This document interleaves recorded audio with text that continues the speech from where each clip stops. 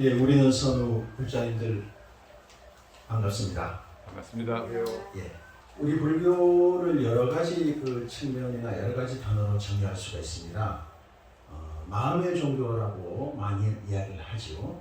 제가 모셨던 선생님께서는 불교는 깨달은 사람이 깨닫고자 하는 사람을 깨닫게 하는 종교다라는 측면에서 깨달음의 종교라고도 말씀하셨습니다. 또 그런 깨달음조차도 우리들의 행복을 위한 것이기 때문에 또 불교는 행복의 종교라고도 말할 수가 있습니다. 그런데 저는 오늘 우리 불자님들께 불교는 선택의 종교다 이런 말씀을 또 드리고 싶어요. 오늘 그 강의 주제로 부처님의 6가지 선택을 이렇게 우리 불자님들에게 제시하게 된 계기는 부처님의 출가에 있습니다. 부처님의 출가가 위대한 것은 부처님께서 현실적으로 누릴 수 있었던 부귀영화를 포기했기 때문에 그 가치가 더 높은 것이 아니라 부처님이 궁극의 진리, 최고의 선을 추구하는 그런 삶을 선택했기 때문에 그 출가라는 행위가 위대한 것이다. 저는 그런 생각을 했습니다. 첫 번째가 아까도 말씀드렸던 출가입니다. 이 출가야말로 부처님의 삶의 방향을 처음 결정지은 정말로 위대한 선택이라고 할 수가 있다. 그리고 이것은 자연스럽게 세속적인 가치의 포기를 의미한다. 여기서 이야기하는 세속적인 가치는 우리가 보통 생각할 때는요, 부귀영화, 안락하게 보장된 그 태자의 위치, 왕위를 포기했다. 통상 이렇게 생각을 하는데 저는 좀 느낌이 다릅니다. 실제 경전을 보게 되면요, 부처님께서 출가를 전후했을 때 그런 왕좌라든지 이런 부귀영화에 연연하는 모습은 정말 한 군데도 찾아볼 수가 없습니다. 출가하시기 전날 밤에, 그날 밤에 부인인 야소다라와 아들인 라우라가 잠든 침소에 홀로 가셔서 휘장을 걷으면서 그 두 사람이 잠든 모습을 한참 동안 물끄러미 바라보고 있는 부처님의 모습이 경전에 묘사되어 있습니다. 저에게 있어서는 저 세속적인 가치의 포기라는 것이 사랑하는 가족들과의 행복한 삶의 포기, 이것이 부귀영화보다 부처님에게는 훨씬 더 합당한 말이다. 저는 그런 생각을 합니다. 어쨌든 간에 부처님의 이 출가는 최고의 진리와 궁극의 선을 추구하는, 그래서 한결같이 흔들림 없는 행복, 우리 불교식으로 표현하면 열반해라고도 말할 수 있습니다. 그것을 추구하는 첫 발자국이 되기 때문에 저는 이것이 부처님의 삶에서 첫 번째로 언급될 수 있을 만한 위대한 선택이다, 이렇게 표현을 해왔습니다. 이렇게 출가하신 부처님은 알라라 칼라마, 우타카라마 푸타, 이런 그 당시에 대단한 그 종교 사상가들을 찾아다니면서 공부하고 거기에 만족을 못하고 6년 동안 고행림에서 고행을 하십니다. 그래서 정말 그 6년 동안의 그 극한의 고행은 수행자로서 굉장한 어떤 그런 명망을 쌓게 이릅니다. 정말로 그 도전에서 그 극을 보았다라고 하는 것은 먹지 않는 수행과 숨쉬지 않는 수행이었습니다. 그런데 부처님께서 어떤 생각을 하시냐? 그 6년간의 고행의 끝에 현재의 그 어떤 수행자도, 과거의 그 어떤 수행자도 지금 내가 여태까지 해왔던 이 고행보다 더 찢어질 듯, 더 격렬한 고행을 한 사람은 결코 없을 것이다. 그럼에도 불구하고 나는 최상의 깨달음을 향한 조그마한 단서조차도 찾지 못했다. 깨달음을 위한 다른 길이 있음에 틀림없다 하고 고행을 포기하게 되십니다. 6년 동안 자기가 행해온 길을 아무런 가치로 두지 않고 외면한다는 것은 결코 쉬운 일이 아닙니다. 그래서 부처님은 새로운 어떤 길을 찾아서 수자타의 우유주 공양을 받고 보리수 아래 푹신한 방석을 깔고 미시다니라고 이렇게 말하는 거죠. 저는 이 고행의 포기와 연결되는 새로운 수행의 선택, 보리수와 명상을 부처님의 아주 현명한, 처음에는 용감한 선택이다 이런 표현을 쓸까 했어요.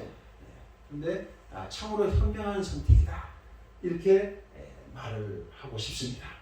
깨달으신 이후에 삼천대천세계의 온갖 중생들, 신들을 포함한 온갖 중생들을 살피시면서 자기 자신이 의지할 만한 존재가 있을까 생각을 하십니다. 그런데 최소한 자기가 의지하고 신앙하려면 자기 자신보다 좀 나은 구석이 있어야 되거든요. 그런데 그 어떤 천상의 존재나 지상의 존재를 다 살펴도 본인이 성취한 계, 정, 해, 해탈지견보다 그리고 해탈지견보다 더 나은 것을 성취한 사람이 또는 신들이 하나도 없다라는 결론에 도달하게 됩니다. 그래서 부처님께서는 정법이 있어서 나로 하여금 삼약삼보디 최고의 깨달음, 바르고 원만한 깨달음을 이루게 하였으니 나는 이제부터 정법을 의지하여 살아가겠노라. 정법에 의지하겠노라. 이렇게 마음을 먹게 되십니다. 이것을 학자들은 불교의 정법주의라고 합니다. 그런데 부처님이 그렇게 정법주의를 표방을 하셨다면 삼보의 또는 삼기의 순서가 법불성에 대한 맞는 거 아니에요? 그러나 항상 순서는 어떻게 돼요? 불법성. 왜 불법성이죠? 부처님 분명히 학자들에 의해서 정법주의라고 이렇게 명명된 그런 입장을 부처님께서 취하셨는데 우리는 항상 그런 부처님이 취하신 입장을 뒤로 하고 부처님을 앞자리에 놔요. 왜 그럴까요? 부처님께서 정법주의를 선택하신 그 과정을 한번 생각해 보세요. 먼저 뭘 찾았습니까? 의지할 만한 인격체를 찾은 거예요.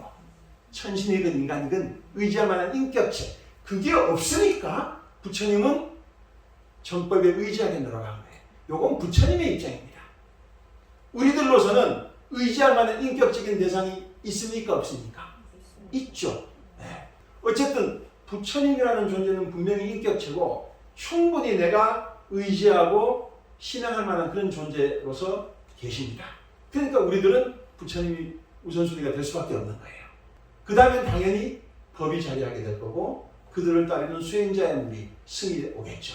그래서 우리들은 그러니까 부처님은 정법에 의지하시고 우리는 부처님께 우선적으로 의지하는 이것이 사실은 맞는 겁니다. 자, 이제 점점 이렇게 중요한 부분이 나오게 됩니다. 자, 깨달음을 성취하신 부처님, 정법주의를 표방하신 부처님께서 깨달으신 이후에 설법하시기 전에 고민을 하십니다. 주저하세요. 내가 깨달은 이 법은 너무나 깊어서 어둠의 뿌리로 뒤덮인 사람들로서는 알아내기 어렵고 이해하기 어렵고 깨닫기 어렵다. 그들은 집착에 물들어 있고 심지어 집착을 즐기기까지 한다. 부처님이 중생들에게 법을 설하지 않으려고 했던 이유는 그 실천이 어려워서가 아닙니다. 알기 어렵고 이해하기 어렵고 깨닫기 어렵고 쉽게 말해서 알기 어렵기 때문에 그런 거예요. 그러나 부처님이 해주신 법문의 체계가 있기 때문에 그 어려운 것을 우리는 크게 어렵지 않게 해낼 수 있는 거예요. 저는 이제 그런 표현도 씁니다. 불교 했을 때 불은 깨달음이잖아요. 이건 어려운 거죠. 어렵죠.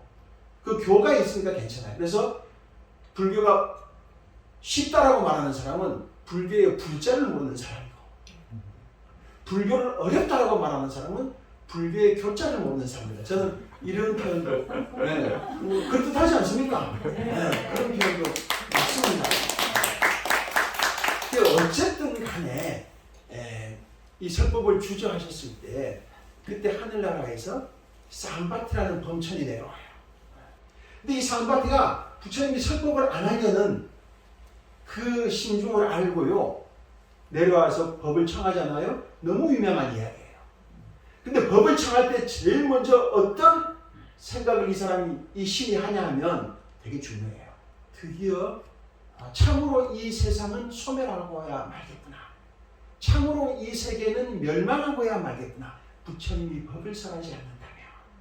이 삼바티의 이 생각, 이 표현에서 우리는 여러 가지 생각을 할 수가 있어요. 부처님이 법을 설하지 않으시면 사람들이 눈을 뜨지 못하겠구나.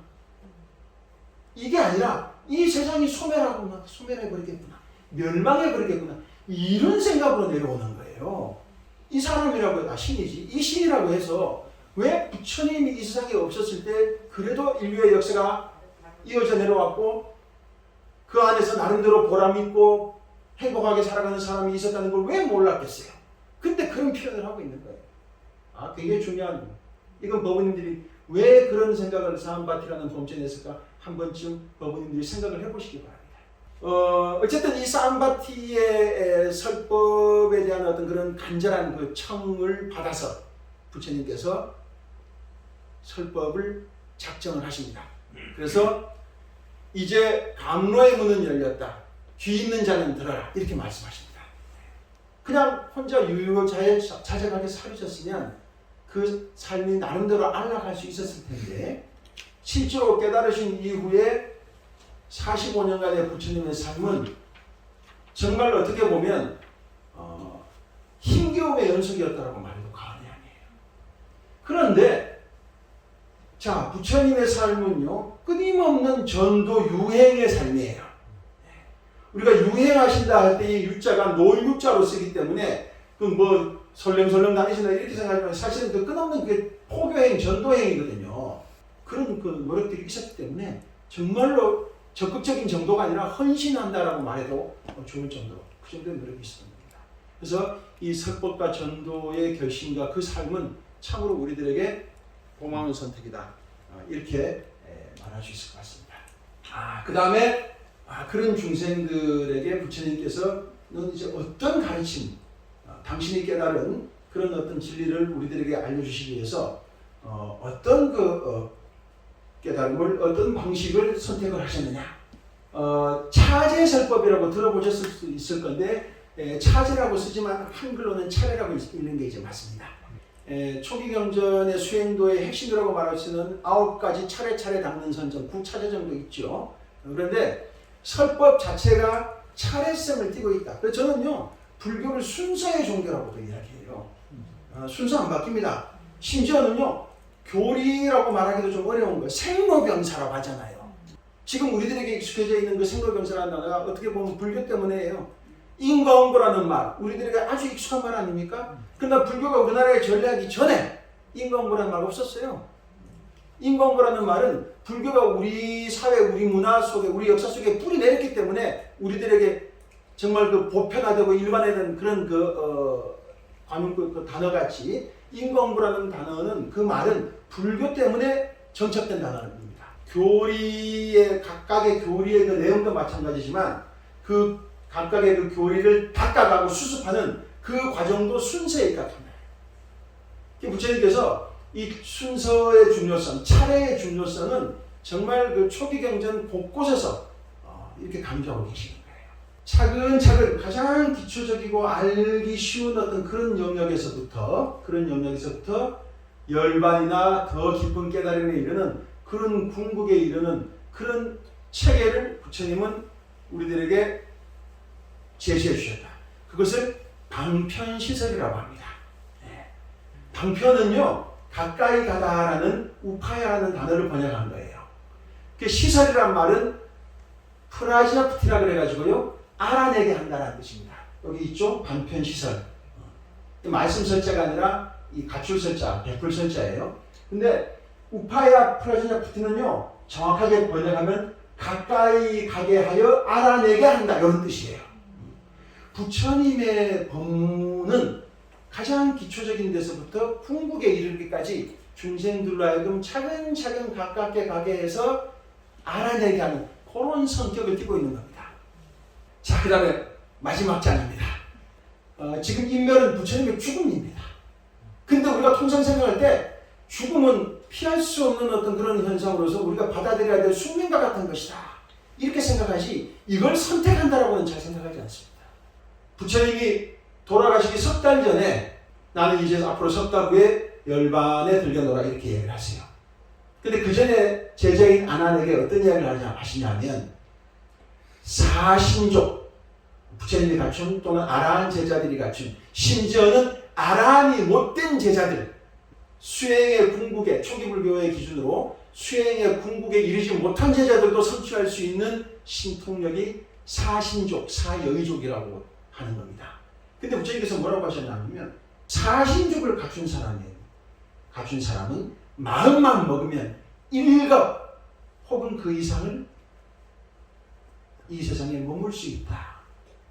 그럼 안 하면 어떻게 해야 돼요? 그렇게 하시라고요. 부처님 머물러 주세요 해야 될 거 아니에요. 네. 근데 안 하니 그거 청을 못 해요. 네. 부처님이 한 번이 아니고 3번을 이야기했는데 안 하니 머물러 주십시오라고 청을 못 해요. 부처님이 멸하시고 가섭존자가 500명의 아라한과 더불어 경전을 결집합니다. 첫 결집을 해요. 그때 안한을 그 결집 장소에서 배척을 합니다. 그 이유가 5가지가 있는데 그 중에 하나가 너 왜 부처님께서 그 이야기 했을 때 부처님 이 세상에 우리들의 행복을 위해서 천신의 인간과 천신의 안락과 행복을 위해서 1급 더 머물러 주세요라고 청하지 않았느냐. 이게 그 안한을 책망하는 5가지 항목 중에 하나예요. 자, 그러니까 부처님은 1급을 머물 수 있으셨음에도 불구하고 열반, 죽음을 선택하신 거예요. 나중에 안한 존재가 제가 그 당시에 정신을 못 차려서 청을 못했습니다. 머물러 주세요 하니까 부처님께서 뭐라 그러시냐면 열에는 입 한 입으로 두 말을 하지 않느냐. 내가 한 말은 반드시 지킨다. 아주 경전에 자주 나오는 표현인데요. 열에는 진실어자.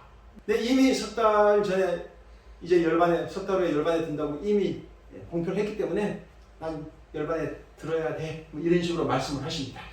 부처님이 이 세상에 현재 부재하신 이유가 부처님이 중생에 대한 사랑이 부족해서 그런 게 아니라 제자의 미흡함 때문이다라는 어떤 그런 장치라고도 볼 수 있어요.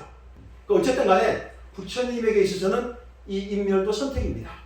그래서 저는 이걸 거룩한 선택이라고 이름 붙였어요. 왜? 종교에서 거룩함이라는 것은 특별한 의미를 지닙니다. 우리가 일상적으로 쓰이는 용례랑 좀 달라요. 어떤 사람이 참 거룩한 삶을 살았다라고 일상적인 용례를 쓸 때는 그 사람이 다른 사람을 위해서 헌신하거나 희생하거나 했을 때 거룩하다고 하지만 종교에서는요. 죽음을 극복한 상태, 죽음을 극복한 존재에게만 성이라는 단어를 붙이는 거예요. 수많은 교리 중에서 사성제의 성자가 붙어있는 것은 그 사성제를 통해서 죽음을 극복하니까 성이에요. 기독교에서 성부, 성자, 성신 다른 존재에 대해 성자 잘 안 붙여요.